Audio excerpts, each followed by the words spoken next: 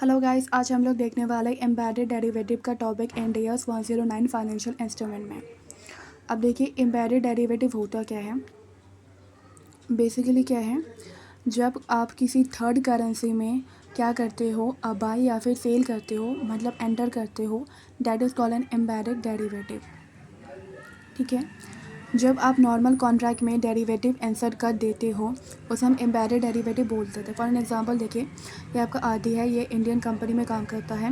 Indian company में काम करता है मतलब इसकी करेंसी क्या है, रुपीज़। इसको बाई करना है गन, यूएसए कंपनी से बाई करना है। ठीक है।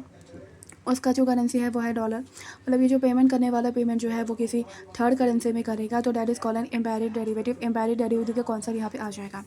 तो बच्चों, एम्बेडेड डेरिवेटिव में क्या होगा, दो टाइप से आपको अकाउंटिंग करनी पड़ेगी। मतलब दो पॉइंट ऑफ व्यू से अकाउंटिंग हम करेंगे। एक होगा होस्ट कॉन्ट्रैक्ट और दूसरा होगा आपका डेरिवेटिव कॉन्ट्रैक्ट। तो क्वेश्चन में आपको कैसे पता चलेगा कि ये एम्बेडेड डेरिवेटिव का क्वेश्चन है। पहला, थर्ड करेंसी जो है वो इन्वॉल्व होगा।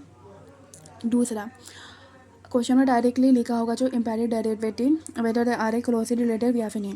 अगर क्लोजली रिलेटिव है, येस है, तो होस्ट कॉन्ट्रैक्ट और डेरिवेटिव कॉन्ट्रैक्ट की अकाउंटिंग अलग से नहीं करनी है। लेकिन अगर ये क्लोजली रिलेटिव नहीं है तो इस केस में एम्बेडेड डेरिवेटिव की जो आपका अकाउंटिंग है वो आपको क्या करनी है, अलग से करनी है। अब इसके जनरल एंट्री देखते हैं। Host contract and derivative contract. Host contract देखो, सपोज क्या कर रहे हैं, बाई कर रहे हैं। क्वेश्चन में क्या कर रहे हैं, बाई कर रहे हैं। क्वेश्चन में क्या कर रहे हैं, बाई कर रहे हैं। डे वन में कोई भी जनरल एंट्री पास नहीं होती। बाई कर रहे हैं मतलब कोई एसेट बाई कर रहा होगा, तो वो एसेट आ जाएगा एसेट अकाउंट डेबिट। हम ये मानते हैं कि हमने अभी तक क्या नहीं किया, पे नहीं किया। पे नहीं किया मतलब पेबल है, तो एक पेबल क्लियर करते हैं, तो asset account debit to payable. Derivative account में क्या होगा, देखिए डे वन में कोई भी जनरल एंट्री पास नहीं होती। और देखो उसके बाद क्या होगा, profit and loss account debit to DFL.